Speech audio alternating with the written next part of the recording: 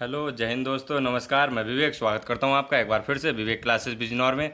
आज हम देखेंगे जो हम मूल विधि की हमारी सीरीज चल रही है उसमें आज हम सबसे पहला एक्ट देखेंगे। अभी तक हमने क्या किया, आईपीसी की है, सीआरपीसी की है और उससे जो संबंधित केस हुए हैं, जो इनसे एक एक्ट से संबंधित केस हैं और आईपीसी या सीआरपीसी से संबंधित जितने भी केस हैं, वाद हैं, वो हमने सब एक ये 4 वीडियो हमने बनाई थी, उसमें हम कवर कर चुके हैं। लगभग 115 से 20 कवर कर चुके हैं। अति महत्वपूर्ण है सारे भाई, देख लेना, बहुत अच्छे से याद हो जाएंगे वहीं पे ही। और कुछ बच भी गए तो अब हम यहाँ पे याद कर लेंगे। इसके बाद हम क्या करें, इसके बाद हम करेंगे प्रीवियस ईयर के क्वेश्चन। जो हम 2-3 एक्ट करेंगे अब, उसके बाद हम करेंगे प्रीवियस ईयर के क्वेश्चन। ये जितने भी महिलाओं से संबंधित एक्ट हैं, इनके बाद हम करेंगे प्रीवियस ईयर के क्वेश्चन। उसमें हम आईपीसी, सीआरपीसी और ये जो एक्ट कराऊंगा मैं 3-4 अभी, उसके क्वेश्चन देखेंगे। ठीक है। उसके बाद जो अदर एक्ट बचे हैं, क्योंकि एक्ट तो बहुत सारे हैं, जो अदर एक्ट है जैसे आईटी एक्ट और आरटीआई, तो ये बाकी हम वहाँ पर देखेंगे। इसके बाद फिर उनकी भी प्रैक्टिस हम साथ साथ करते चलेंगे। इसी तरीके से हम चलेंगे। ये गारंटी है आपका, एक प्रश्न गलत नहीं होना है मूल विधि में। बस आप बने रहो साथ में लगन से, बस इतना ही चाहता हूँ आपसे। ठीक है ना। बेहतरीन तरीके से तैयारी कराई जा रही है, एक भी प्रश्न गलत नहीं होना है। तो अब हम पढ़ते हैं अपने आज के टॉपिक की तरफ। दहेज प्रतिषेध अधिनियम 1961। भाई देखो, दमदार पढ़ाई करो और स्मार्ट तरीके से करो। कैसे करो? स्मार्ट तरीके से। ऐसे मत करो कि लगे पड़े हैं, बस स्मार्ट तरीके से। दमदार भी होनी चाहिए, मेहनत भी होनी चाहिए और साथ में स्मार्ट तरीका भी अपनाना चाहिए। उससे पहले आप अब टॉपिक से बढ़ने से पहले आप अपने इस चैनल को सब्सक्राइब करें, वीडियो लाइक करें, शेयर करें और कमेंट जरूर करें। कमेंट करके बताएं वीडियो कैसी लग रही है, किस तरीके से आगे जो भी हम वीडियो लाएंगे उन पर क्या कुछ उसमें अमेंडमेंट मतलब कुछ संशोधन करना है या नहीं करना है। टाइम टू टाइम अपडेट जो हो रही है वीडियो, उसमें टाइम चाहिए बीच में या कम करना है टाइम, वो आप बता देना बीच में। ठीक है। तो आज हमारा एक मोटिवेशनल थॉट है, उसको देखते हैं भाई। ज़िंदगी को बेहतर बनाने के लिए मेरे साथ क्या हो रहा है, सोचने के बजाय मैं क्या कर रहा हूँ या कर रही हूँ, सोचना शुरू कर दीजिए। पक्की बात है भाई, बदलाव आ जाएगा। बस आप क्या सोचते हो, पता ना मेरे साथ ही क्या हो रहा है। ठीक है ना। हर सबकी बात है ये सभी की बात है। लेकिन अगर ये सोचना शुरू कर दें मैं क्या कर रहा हूँ या मैं क्या कर रही हूँ, उसी दिन से बदलाव आना शुरू हो जाएगा। लेकिन तुम क्या सोचते हो, पता ना मेरे साथ ही क्यों हो रहा है ये। ठीक है ना। मेरा नसीब में ना है, मेरे भाग्य में ना है, बस मतलब जो भी आप सोचते हो भाई, ये सोचते हो तो पता ना मेरे साथ ही क्या हो रहा है। और ये सोचते हो कि मेरे साथ ही ऐसा क्यों हो रहा है, जबकि वो सभी के साथ होता है। बस फ़र्क यह है कि हाँ, कुछ करते हैं और कुछ नहीं करते। तो बस जब आप करना शुरू कर दोगे ना, तो वो खुद बदल जाएगा। फिर आपके अकॉर्डिंग और आपके फ्यूचर के अकॉर्डिंग होना शुरू हो जाएगा जब आप करना शुरू कर दोगे। ठीक है। तो बढ़ते हैं हम अपने टॉपिक की तरफ। भाई देखो, इसमें पहला पॉइंट है 20 मई 1961 को यह राष्ट्रपति द्वारा स्वीकृत है। ठीक है। जो इंपॉर्टेंट होगा मैं बता दूंगा, बस इसको डेट वगैरह तो याद रख लेनी है आपको, कब से लागू हुआ है। राष्ट्रपति की स्वीकृति कब है ये इतना जरूरी नहीं, बस लागू लिख लेना, ध्यान कर लेना। 20 मई 1961 को यह राष्ट्रपति द्वारा स्वीकृत व 1 जुलाई 1961 को पूरे भारत में लागू। और कहाँ लागू नहीं था? जम्मू कश्मीर में। ये जो आवाज़ उठा रहे हैं ना कि 370 ने हमें परेशान कर दिया और ये कर दिया, 370 द्वारा बहाल करो, अरे वहाँ पर देखो तो सही, कानून तक लागू नहीं थे। आगे आप पढ़ोगे SC ST एक्ट, महिला एक्ट, पॉक्सो एक्ट, कोई लागू ही नहीं था। सब उनका अपने हिसाब से चल रहा था। तो भाई मैं ये कह रहा हूँ, आप ये तो एक तरीके से अब बहुत लकी हो कि ये 370 हट गई है, वरना कोई चांस ही नहीं था। बहुत अच्छा हुआ है देश के लिए। तो अब हम इसमें आगे देखते हैं, ज़्यादा हम इस बारे में बात नहीं करें। तो वो कह रहा है 1 जुलाई 1961 को लागू हुआ और अपवाद स्वरूप कहाँ पर, जम्मू कश्मीर में लागू नहीं था। लेकिन कब से? 31 अक्टूबर 2019 से वहाँ भी जम्मू कश्मीर और लद्दाख में लागू हो चुका है। अब इसमें सबसे पहला बात, हम पीछे भी पढ़ चुके हैं ये, लेकिन यहाँ भी देख रहे हैं एक बार। हरवंश सिंह बनाम, मैंने कहा था ना भाई सारे याद हो जाएंगे यहीं से, क्योंकि जो मैं बात यहाँ वहाँ पे पीछे करा चुका हूँ, यहाँ पे भी सब में लिए हैं। जितने भी एक्ट के जो बात थे, जैसे जनहित याचिका हुए, तो वो हमने वहाँ पर भी लिए, यहाँ भी लिए और वहाँ पर भी लिए थे। तो 2 बार रिपीट होंगे। एक बार जब हम प्रीवियस ईयर के क्वेश्चन करेंगे, प्रैक्टिस करेंगे, वहाँ रिपीट होंगे। तो आपको अलग से पढ़ने की ज़रूरत ही नहीं, और सब्जेक्ट कवर कर लो अपने। मैथ की वीडियो इतनी बेहतरीन तरीके से मैथ कराया जा रहा है यहीं पे, कंप्लीट मैथ के नाम से प्लेलिस्ट में फोल्डर है, आप वहाँ जाकर देखना, इतने बेहतरीन तरीके से कराया है। मैथ में भी एक प्रश्न नहीं गलत होने देंगे, आप देखो वहाँ जाके। ठीक है ना। 0 से लेकर 100 लेवल तक कराया जा रहा है, 0 से लेकर चल रहा है बिल्कुल, और 100 तक। ठीक है। तो हम बात करते हैं इसमें, हरवंश सिंह बनाम गुरचरण कौर के बाद में निर्धारित किया गया कि जहाँ दहेज की लगातार मांग हो वहाँ प्रत्येक मांग अपराध गठित करेगी। ये धारा आईपीसी की धारा 71 का अपवाद है। 71 में क्या कहा गया है कि भाई किसी को एक छड़ी मारो या 50 छड़ी मारो, एक छड़ी का ही अपराध होगा। लेकिन हरवंश सिंह बनाम गुरचरण कौर के बाद में क्या कहा कि अगर एक मांग है और अगर उसने 10 मांग की तो 10 मांग का अलग अपराध होगा, प्रत्येक मांग अपराध गठित करेगी। तो ये इसमें कहा गया। तो किसका अपवाद है? आईपीसी की धारा 71 का। सारा यहीं पर याद करा देंगे। अब इसमें देखते हैं हम कितनी धाराएं भाई। धाराएं हैं 10। कितनी धाराएं हैं इसमें? 10 धाराएं। दहेज धारा 2 क्या कहते हैं ये बताते हैं दहेज की परिभाषा। इसमें क्या है? दहेज से कोई ऐसी संपत्ति या मूल्यवान चीज़ अभिप्रेत हो जो विवाह के समय या विवाह के पूर्व या पश्चात किसी समय, मतलब विवाह से पहले या विवाह के समय, विवाह के बाद भी अगर कोई चीज़ ऐसी ली जा रही है तो वो दहेज में मानी जाएगी। जैसे विवाह के एक पक्ष द्वारा, ये थोड़ा गलत टाइपिंग हो, विवाह के एक पक्ष द्वारा विवाह के दूसरे पक्ष को, ठीक है, कुछ देना। समझ गया नहीं? तो विवाह के एक पक्ष द्वारा दूसरे पक्ष को देना भाई किसी भी समय, विवाह से पहले या विवाह के समय या विवाह के बाद, वो किस में आएगी? दहेज में आएगी। दूसरी चीज़, विवाह के किसी पक्षकार के माता पिता द्वारा या किसी अन्य व्यक्ति द्वारा या विभाग के किसी भी पक्षकार को प्रत्यक्ष या अप्रत्यक्ष रूप से अप्रत्यक्ष दी गई या दिए जाने का करार किया गया, तो वो भी किस में आएगा? आपका दहेज में आएगा। अब हम बात करते हैं धारा 3 की। दहेज की परिभाषा होगी धारा 2 में। धारा 3 में क्या कह रहा है? दहेज लेने या देने के लिए शास्ति, दंड। दहेज लेने या देने के लिए दंड किस में है? धारा 3 में। 2 में परिभाषा और 3 में क्या है?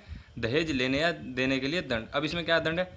दंड के रूप में, ये याद रख लेना भाई आपको, जितनी धारा है ज़्यादा धारा नहीं है, 10 है, और 10 में भी हम कितनी पढ़ेंगे? 5-6 धारा पढ़ेंगे, इनको याद रख लेना।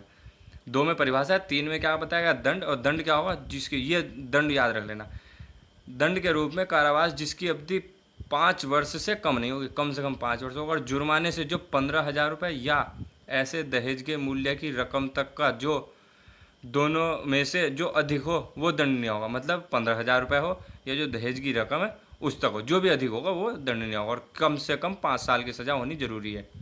ठीक है, तो किस में दिया गया? धारा 3 में। पूछा जा सकता है कि हाँ दहेज में कम से कम कितने वर्ष की कारावास? तो कितनी? 5 वर्ष। कितनी? 5 वर्ष। आगे आएगा अगर दहेज मृत्यु हो जाए तो उसमें कम से कम 7 वर्ष है, लेकिन यहाँ पर कितना है? 5 वर्ष। दहेज के लिए जो होगी वो 5 वर्ष। आगे देखते हैं धारा 4, दहेज मांगने के लिए शास्ति या दंड का प्रावधान। तो यहाँ पर है दहेज मांगने के लिए। धारा 3 में दहेज लेने या देने के लिए, दोनों के लिए, और धारा 4 में दहेज मांगने, यदि कोई दहेज मांगता है तो उसका प्रावधान। इसमें देखते हैं यदि कोई व्यक्ति या स्थिति या कोई भी हो, वधू या वर के माता पिता या अन्य नातेदार या संरक्षक से किसी दहेज की प्रत्यक्ष या अप्रत्यक्ष मांग करेगा तो दंड का भागी होगा। ठीक है। और एक चीज़ और भाई, अगर किसी को पीडीएफ चाहिए तो मुझे कमेंट कर देना, टेलीग्राम से हमारे चैनल से पीडीएफ ले लेना। टेलीग्राम का जो लिंक है वो डिस्क्रिप्शन में दिया गया है, तो बता देना। और जो थोड़ा सा एरर है वहाँ पे उसको सही करके टेलीग्राम में पीडीएफ आपको मिल जाएगी। तो वो कह रहा है किसी यदि कोई व्यक्ति या कोई पक्ष वधू या वर के माता पिता या अन्य नातेदार या संरक्षक से किसी दहेज की प्रत्यक्ष या अप्रत्यक्ष मांग करेगा तो दंड का भागी होगा। कोई भी मांग करेगा तो क्या होगा? दंड का भागी होगा। इसके अधीन कम से कम 6 मास और अधिक से अधिक 2 वर्ष। देखो यहाँ पर अगर मांग करेगा तो कम से कम 6 माह और अधिक से अधिक 2 वर्ष तक का कारावास और 10,000 तक का जुर्माना हो सकता है। मेरे ख्याल से बात समझ में आ गई होगी। इसमें आगे देखते हैं हम। अब देखो ये हम पहले भी पढ़ चुके हैं। विनय कुमार बनाम प्रदेश, उत्तर प्रदेश है। विनय कुमार बनाम उत्तर प्रदेश राज्य के बाद में क्या कहा गया था? इसमें कहा गया था, उच्चतम न्यायालय ने कहा था, निर्धारित किया था उच्चतम न्यायालय ने कि पत्नी जहाँ सामान्य परिस्थितियों में 7 वर्ष के भीतर ही मर गई हो और तंग किए जाने और क्रूरता के संबंध में अपने मृत्यु के पूर्व बयान दिए थे, वहाँ अभियुक्त व्यक्तियों की दोषसिद्धि मान्य। अगर कोई पत्नी असामान्य परिस्थितियों में मर गई है, मतलब असामान्य मतलब वो मरने की कोई उसकी स्थिति नहीं थी, ठीक है ना। अगर ऐसे में 7 वर्ष के भीतर अगर ऐसी मौत हो जाती है तो उसमें अगर और उसने पहले बयान दी है अपनी मृत्यु से पहले इस तरीका, तो व्यक्तियों की दोषसिद्धि मान्य है। ये किस में कहा गया था? विनय कुमार बनाम उत्तर प्रदेश राज्य के बाद में। अब देखते हैं धारा 4 क्या है। 4 में क्या था? दहेज मांगने के लिए। 3 में क्या था? दंड था। और 2 में क्या था? परिभाषा। धारा 4 क्या है? दहेज के विज्ञापन पर पाबंदी। आप लोगों ने देखा होगा न्यूज़पेपर में भी दहेज का जो वो आता है ऐड शादी के लिए, लेकिन उसमें कहीं पर भी ऐसा दहेज का नहीं लिखा होता है, ठीक है ना। तो इस तरह का कोई विज्ञापन नहीं दे सकता कि हाँ हमारा लड़का ये है इस तरीके से और हमें इतना चाहिए, तो इस तरह कोई विज्ञापन नहीं दे सकता, उसके लिए भी सजा है। तो दहेज के विज्ञापन पर पाबंदी है। ऐसा करने पर कारावास से जिसकी अवधि कम से कम 6 माह, कम से कम 6 माह से कम नहीं होगी, किंतु 5 वर्ष तक हो सकती है। 6 माह से 5 वर्ष तक यदि कोई विज्ञापन देता है, यदि कोई मांगता है तो 6 माह से 2 साल, यदि कोई विज्ञापन देता है तो 6 माह से 5 साल तक, या जुर्माने से जो कितना होगा 15,000 रुपये तक का हो सकता है, या दोनों से दंडनीय होगा, या दोनों से दंडनीय होगा। अब देखते हैं हम धारा 5। ये बहुत महत्वपूर्ण है। महत्वपूर्ण तो सारी है, कोई फालतू के है नहीं है, लेकिन 5 अति महत्वपूर्ण है। उसमें कहा गया दहेज लेने के लिए, दहेज देने या लेने के लिए करार जो होगा वो शून्य होगा। मतलब ऐसा है, अगर किसी का आपस में करार हो गया कि हाँ भाई हमें इतना लेना देना है, यदि उस समय वो चीज़ें नहीं होती, अगर वो उसके अगेंस्ट चला जाता है, ठीक है, अगर अगेंस्ट चला जाता है तो वो करार शून्य माना जाएगा। वो क्या माना जाएगा? शून्य माना जाएगा। तो दहेज के लिए करार क्या होगा? शून्य होगा। उसके खिलाफ वो एक्शन कर सकता है। ऐसा नहीं कि हाँ वो कह देगा कि भाई मैंने तो करार किया था, हमारे तो आपस में साइन हुए थे, स्टाम्प पेपर भी होता है, जिस तरीके से भी वो कहेगा, तो ऐसा कोई करार नहीं माना जाएगा, चाहे वो स्टाम्प पेपर हो या कुछ भी हो। आगे बात करते हैं धारा 6 की। इसके अंतर्गत दहेज से प्राप्त संपत्ति धन का उपयोग पत्नी या उसके वारिसों के हित में किया जाएगा। जो इससे दहेज प्राप्त होगा उसके धन का उपयोग किसके लिए किया जाएगा? पत्नी या उसके वारिसों के हित में किया जाएगा। तथा अंतरित सौंपे जाने तक पति या माता पिता न्यासी या ट्रस्टी के रूप में होंगे।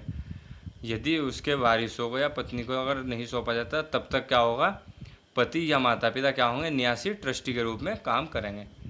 इसी में देखते हैं, यदि किसी स्त्री की मृत्यु विवाह के 7 वर्ष के भीतर प्राकृतिक कारणों से भिन्न किसी अन्य कारण से हो जाती है तो संपत्ति संतान या संतान न होने पर माता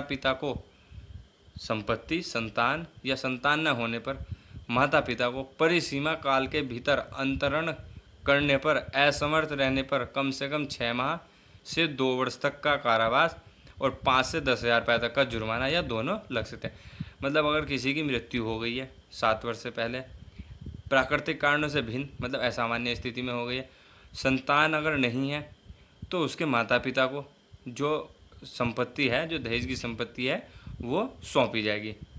ठीक है ना, वो सौंप दी जाएगी। लेकिन अगर एक तरीके से कोर्ट ने, अदालत ने एक समय फिक्स किया है, लेकिन हाँ उसके अंदर अगर उसने असमर्थ रहा वो सौंपने के लिए, जो भी उसका पति है या उसके जो भी रिश्तेदार थे वो, ठीक है ना, जो उसके एक तरीके से कहते हैं जो स्त्री मरिया उसके सास ससुर, अगर वो नहीं सौंप पाते हैं तो उन्हें कितनी सज़ा हो सकती है? 6 माह से 2 वर्ष तक का कारावास और 5,000 से 10,000 रुपये तक का जुर्माना लग सकता है, या दोनों। अब इसके बाद बात करते हैं धारा 7 की। इसके अंतर्गत विचारण महानगर मजिस्ट्रेट या प्रथम वर्ग न्यायिक मजिस्ट्रेट द्वारा किया जाएगा। ये क्वेश्चन सीधा बन सकता है, किसके द्वारा विचारण किया जाएगा? तो महानगर मजिस्ट्रेट या प्रथम वर्ग न्यायिक मजिस्ट्रेट। CRPC में हम पढ़ चुके हैं, ठीक है ना, कि कितनी कौन प्रथम वर्ग न्यायिक मजिस्ट्रेट का जो भी हम पढ़ चुके हैं, उसमें कौन कितनी सज़ा दे सकता है। तो यहाँ पर क्या है? इसके अंतर्गत विचारण महानगर मजिस्ट्रेट या प्रथम वर्ग न्यायिक मजिस्ट्रेट द्वारा किया जाएगा। विचारण किसके द्वारा किया जाएगा? महानगर मजिस्ट्रेट या प्रथम वर्ग न्यायिक मजिस्ट्रेट। इस चीज़ को याद रखना, ठीक है ना, पूछ ले तो इसको याद रखना। क्या है इसमें? न्यायालय अपराध संज्ञान निम्न परिस्थितियों में लेगा। किन परिस्थितियों में ले सकता है न्यायालय संज्ञान? पुलिस रिपोर्ट के आधार पर। यदि पुलिस की रिपोर्ट है तो फिर संज्ञान तो लेगा ही। न्यायालय स्वयं अपनी जानकारी के आधार पर भी ले सकता है, ठीक है ना, न्यायालय को यदि पता चलता है तो वो अपनी जानकारी या खुद भी वो ले सकता है। व्यथित व्यक्ति या उसके माता पिता या उसके नातेदार के परिवार मतलब शिकायत पर, यदि जो पीड़ित व्यक्ति है या उसके माता पिता, या तो पीड़ित व्यक्ति खुद या उसके माता पिता या उसका अन्य कोई रिश्तेदार, उसकी शिकायत पर क्या लिया जा सकता है? न्यायालय द्वारा संज्ञान लिया जा सकता है। या किसी मान्यता प्राप्त कल्याण संस्था या संगठन द्वारा किए गए परिवाद पर या शिकायत पर, ठीक है, कोई मान्यता प्राप्त कल्याण संस्था होती है, संगठन, उसके अगर उन्होंने शिकायत की तो उस पर संज्ञान लिया जा सकता है। संज्ञान कौन लेगा? महानगर मजिस्ट्रेट या प्रथम वर्ग न्यायिक मजिस्ट्रेट। मेरे ख्याल से यहाँ तक बात क्लियर है। अब हम आगे बढ़ते हैं। नेक्स्ट धारा 8 क्या है? धारा 8 क्या कहती है? जब कोई व्यक्ति धारा 3 के अधीन या 4 के अधीन अभियोजित, मतलब उस पर आरोप लगेंगे, अभियोजित किया जाता है, तब यह साबित करने का भार उसी पर होगा कि उसने उन धाराओं के अधीन कोई अपराध नहीं किया है। मतलब ऐसा नहीं है कि भाई उस पर अगर आरोप लग गया तो उसको खुद को ही अपने आप को बेकसूर साबित करना पड़ेगा, इसके अलावा कोई ऑप्शन नहीं। किस में कहा गया? धारा 8 कै में।